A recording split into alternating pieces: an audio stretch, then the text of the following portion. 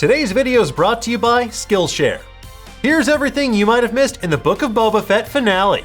All good things must come to an end, and that does include the Book of Boba Fett. And while I'm not sure I personally would call the Book of Boba Fett a good thing, the saga of Jango's favorite son did come to a close on Wednesday. Yep. The 7th and presumably final chapter of the Book of Boba Fett, titled In the Name of Honor, brought the battle for control of Tatooine to a head, gave us some long-awaited showdowns, and an answer to the burning question of whether or not you can really rule with respect. No one respects you. Now we're going to break down all the Easter eggs, subtle details, and major implications of the Book of Boba Fett finale in just a moment. As always, if you prefer to read all about it, we've got you covered over on Nerdist.com. However, in order to do so, we need to spoil what happens in the Book of Boba Fett finale. So if you haven't watched it yet, leave now before it's too late. Agreed. Let us dispense with the pleasantries. But before we go any further, I need to interrupt this video to bring you a special message from another multiversal Dan Casey. Thanks again to Skillshare for sponsoring today's video. Now, like many of you, I decided that 2022 would be the year that I finally improve my life. New year, new me. After seeing the popular movie Arachnid Guy, Oops, I Can't Go Home, I thought to myself, wow, I'd really love to be just like Arachnid Guy, but I hate spiders, so what can I do? Well, much like Arachnid Guy's alter ego Pietro Parkman, how he takes photographs of himself to pay the rent, I thought I could teach myself the fine art of film photography. Within seconds, I found the perfect class. Film photography, shoot your first roll of 35mm film. In under an hour, I was able to learn everything I need to know about the basics of film photography, and it was broken into convenient segments to make learning and studying even easier. Skillshare has you covered with thousands of classes about everything from business to leadership to cooking to drawing pictures of Spider-Man. Anyway, more importantly, the first 1,000 subscribers who click the link in the description below will get a 1-month free trial of Skillshare so you can start exploring your creativity today. Anyway, with that said, let's get back to the video. Wow, thanks other Dan, love that guy. Anyway, let's get into it, shall we? The finale begins in the aftermath of the Camtono bombing of Madame Garsa's sanctuary, which, as several of you correctly pointed out, was inspired by the Untouchables bombing scene as well. Now, still no word on whether Max Rebo lived or died, but as long as they don't show me the body, he lives on in my heart. Now, after some Fennec exposition and debates about the profitability of spice trading, Boba, Fennec, and Din Djarin discuss strategy with the two main mod bikers, who apparently are named Drash and Cadd. That's Star Wars. They tell Boba they need to make their last stand in the city rather than the palace, and Boba reluctantly agrees. And while I understand that Boba Fett appreciates their argument, it doesn't really feel like he's making active choices of his own. Rather, he's just kind of going with the flow, whatever his allies tell him to do. And I know it's necessary to earn the people's respect, but Robert Fettuccine does seem very easily swayed in this episode. Very well. Next, we see Cadd Bane returning to the Pike Syndicate headquarters, fresh off doing his best to murder Freetown's finest. The low framing of this shot when he's walking towards the base is similar to how we first saw Boba Fett teased in The Mandalorian Chapter 5, The Gunslinger. Inside the Pike base, their leader, voiced by Phil Lamar, is chatting with Mayor Mok Shaiz, played by Robert Rodriguez, who directed this episode. And the mayor is significantly more on-world than the Major Domo would have had us believe. It was a scheduled vacation, actually. When asked if he convinced Cobb Vanth to remain neutral, Cadd Bane gives a truly all-time great line reading. Yes. Yes. It's so good. But then we learn the terrible truth about what actually happened to the Tusken Raiders that took Boba Fett in. They weren't butchered by a Nikto speed biker gang, rather they were slaughtered by the Pikes who framed the Niktos so they could get out of paying protection money. As devious as ever, Cadd Bane immediately clocks that Boba Fett doesn't know this information and plans to unleash some serious emotional damage. I think I have an idea how to draw Boba Fett out. Next up, we see R2-D2's head peeking out of the astromech port in Luke Skywalker's X-Wing as it flies into Mos Eisley to deliver a very important package to Peli Motto's hangar, the wee baby Grogu. After being faced with a lone wolf and cub-inspired choice between the Beskar chainmail that Din Djarin had made for him and Yoda's lightsaber, Grogu opted not to continue his Jedi training.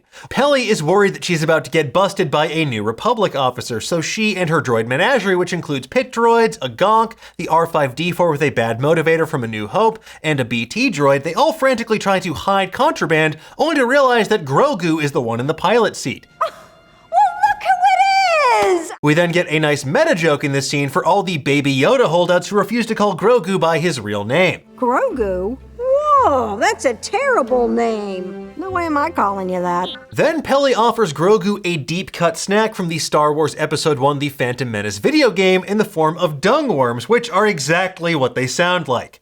While it's heartwarming to see Grogu wearing his new Beskar armor and know that he chose Din Djarin over Luke, it's also maybe the worst place for him to be in the entire galaxy far, far away right now.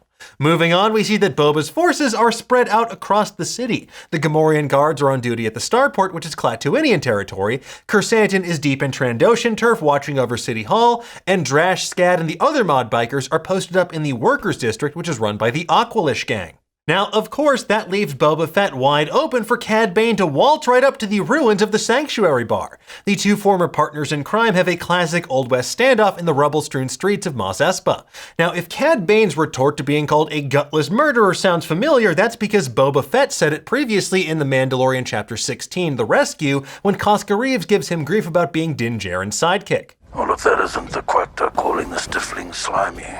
Given that Cadd Bane trained Boba, it's likely something that Boba picked up from his old mentor, and now we're hearing it again. If that's not the quactor calling the stifling slimy. Cadd then plays with Boba's emotions by insinuating that he got Cobb Vanth killed by taking his armor back. He also drops the truth bomb about the Pike Syndicate murdering the Tusken tribe that took Boba in. Clearly, he's trying to bait Boba Fett into a fight while he's not thinking straight, but thankfully Fennec and logic both prevail. Eventually, Cadd claims Boba is going soft in his old age, and that's exactly what the show wants us to reckon with. Can someone like Boba Fett leave a life of violence behind to become a leader in a land where strength reigns supreme? It's a question that isn't completely answered by the end of the show, but definitely marks a new phase for this bounty hunter. Moving on, Boba doesn't have much time to react to this though, because as we see, the other gangs of Mos Espa swiftly betray Robert Fettuccine's Tatooine Syndicini one by one. The Aqualish open fire on the mods, and Kersantin is charged by knife-wielding Trandoshans. And considering that Trandoshan slavers forced Kersantin to be a pit fighter previously and now they attack him in the street, it makes a lot of sense why he ripped off that one guy's arm. And also, it'll grow back, so you can rip it off all over again. And last but not least, the Gamorrean guards die doing exactly what they loved, being deeply ineffectual in combat and then falling off a cliff after a gang of Grinches forces them backwards. They fall to their untimely deaths with a Wilhelm squeal. Next up, the Major Domo reveals that the Pike Syndicate operates out of the Desert Survey Office in Mos Eisley, and this little-known location has actually appeared once before in Star Wars lore, in the Secrets of Mos Eisley adventure from the Star Wars role-playing game, which was published back in 2001, Star Wars Gamer number 7. While Fennec takes off on her bike to go take out the Pike Syndicate leader, Boba and Din share a nice moment together. Although Boba tries to give Din permission to leave, Din refuses to break his creed and pledges to stay by Boba's side until the bitter end. Okay then. We'll both die in the name of honor. Boba and Din use the Coruscant-educated Major Domo as a major distraction. In Boba's message to the Pikes, he mentions how the arid sands of Tatooine will once again flourish with flowered fields fertilized by the bodies of your dead. Now, as we learned in Ultimate Star Wars and the comic Star Wars Dawn of the Jedi, Tatooine was actually once a very lush planet covered in water before becoming the desert wasteland we know and love today. And while Boba may not have the same dream of terraforming Tatooine as Paul Atreides does with Arrakis, it's another fun Dune parallel nonetheless. Anyway, when the time is right, Boba and Din launch this Butch Cassidy and the Sundance Kid-inspired last stand against an overwhelming force of Pike troops. Despite using their myriad rockets and projectile weapons, Boba and Din find themselves pinned down, but thankfully, as many of us hoped and wished for, the people of Freetown arrive in the nick of time. They've been pushed to action after seeing what Cadd Bane did to their marshal and deputy. And this particular development also lends shades of High Plains Drifter to this ever-expanding blend of Western movie influences. After the mods join the fray, we see a badly injured Kersantin arrive on the scene, and he proceeds to run the gauntlet of blaster fire towards our heroes, just like Willem Dafoe in Platoon. But unlike Willem Dafoe's Sergeant Elias, Kersantin does not die in a hail of gunfire. But he will need some time in Boba's back to tank to both heal up and maybe relive some traumatic memories from his past. Could we see the novella of Kersantin? Probably not. Of course, Boba and the gang have bigger fish to fry in the form of giant mechanized Scorpionic Annihilator droids. Manufactured during the Clone Wars, this marks the live-action debut of these truly massive droids. They were first mentioned by name in 2006 as the new essential guide to droids, and their appearance seems to be inspired by concept art for Attack of the Clones. Incredibly durable, shielded, and voracious, these anti-personnel tank droids are incredibly dangerous. What follows is a sequence that echoes Ahsoka teaching the Onderonian rebels how to penetrate a droidicus shields back in the Clone Wars episode A War on Two Fronts. Now, our heroes discover blaster bolts, rockets, and other kinetic weapons are largely ineffective against the shielding of these droids. Not even the Darksaber can slice through this mechanical carapace, it seems. Now, I don't know about you, but maybe Star Wars should have borrowed one more thing from Dune and told Din Djarin that the slow blade penetrates the shield, not frenzied slashes, you big goof. Anyway, speaking of ineffective moves, can we talk about Scadd's needless 360 no-scope attempt with the spinning blaster shot? What are you doing there, buddy? What does that accomplish? Sick. While Boba flies off to find his ace in the hole, Din Djarin winds up hitching a ride on Pelimato's rickshaw pulled by an RIC droid or Rick droid that we first saw hauling Anakin and Padme around in Attack of the Clones. Now, the mechanic came to find Din because of her special little visitor, which is met with equal parts delight and terror by Din Djarin. What is he doing here? The Force works in mysterious ways. Despite an adorable hug and a brief reunion, the Scorpionic droid is still hot on their heels. And then Peli invokes Princess Leia's insult to the Millennium Falcon when she calls their droid driver a bucket of bolts. Go faster, you bucket of bolts! And just when all hope seems lost, though, yet another prediction comes to pass as Boba Fett returns to the battle astride none other than his trusty pet Rancor. And it looks like all those lessons with Danny Trejo and experience from the Star Wars Holiday Special paid off in spades. The massive monster easily takes down the droid shields and gives Din a chance to get much closer with the Darksaber to do some serious damage. We also see how Grogu's Force training paid off as well when the little tyke uses the Force to rip out an important piece of machinery. And I guess his armor too, because that thing hits him pretty hard in the chest. Anyways, he buys just enough time for Boba Fett to do his best Palpatine impression and command his Rancor to do it. Do it. Back on the other side of town, Drash and Jo, the girl from Freetown, snipe the Pike soldiers from above, while Boba and the Rancor arrive to fight the second Scorpionic droid. While the droid wounds the Rancor pretty badly, the beast is still tearing through Pike soldiers like a hot lightsaber through butter. And not only does it eat one of the Pike soldiers, but it also yeets another one into the middle distance after Boba blasts him at close range, followed by a classic Wilhelm scream sound effect. Now, the only person who seems completely unfazed by fighting the Rancor is Cad Bane. He walks right up to this beast and blasts it with a flamethrower, causing Boba to fall out of his saddle. And the frightened beast runs off into the city, leaving poor Boba Fett and Cad Bane to finish what they started way back when. Now, after some back and forth banter, Cad Bane asks the question that I've been asking myself after basically every episode of this show. What's your angle? Now, in the context of the show, Cadd doesn't understand why Boba Fett is trying to be a crime lord who doesn't do crime. He's wondering why Boba's fighting tooth and nail for the people of Mos Espa rather than himself. And it's a showdown that's been in the works for literal years, and it nearly came to pass during the Clone Wars, as we saw in an unreleased clip at Star Wars Celebration 2017.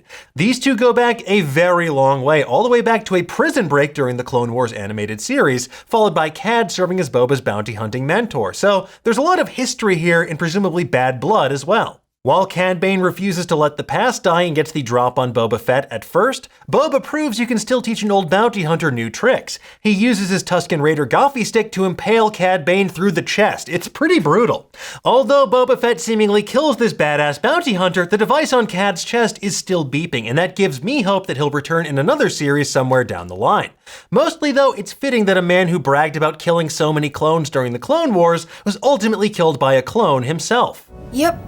Now back at City Hall, Boba's Rancor is on a full-on rampage doing its best King Kong impression as we see this kaiju clamber up the tallest building in town. Leaping into action, Din gives Grogu the silver ball from the Razor Crest, then jetpacks on top of the Rancor to try and ride it, only to get punched through the nearest ceiling. Poor Mando nearly gets turned from Din Djarin into Din Djarin, but thankfully Beskar doesn't break so easily, and even his flamethrower proves ineffective. That's a spicy Mando, but not spicy enough.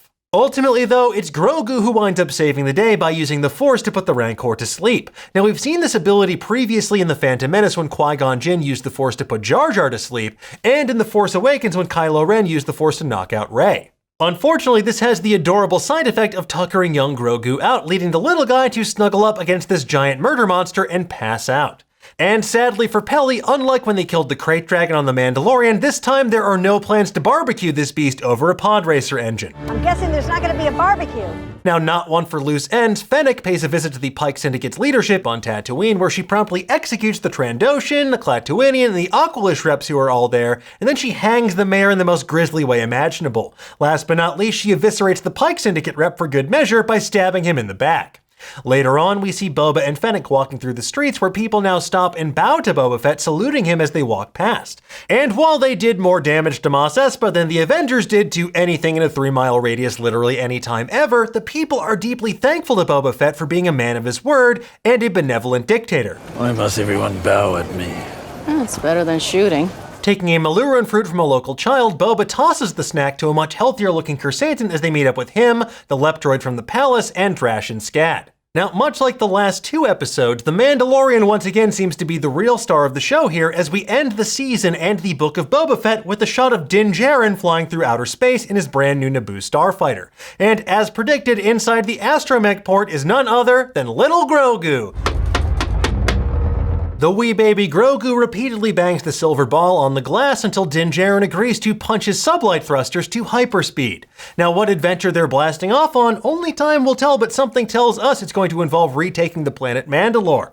And last but not least, there is a post-credit scene in the series as well. Like so much of this show, it revolves around the Bacta tank in Boba's palace. But rather than Boba Fett or Black Kersantan, this time we see Cobb Vanth is recuperating inside the tank. And he isn't alone. Cobb is under the watchful eye of the Maud Doctor who saved Fennec's life, played by the amazing Grammy Award-winning musician Thundercat. So does this mean that Robo-Cobb is in our future? Well, I certainly hope so, but we'll just have to wait and see what happens when we get even more Star Wars in the form of Kenobi later this year.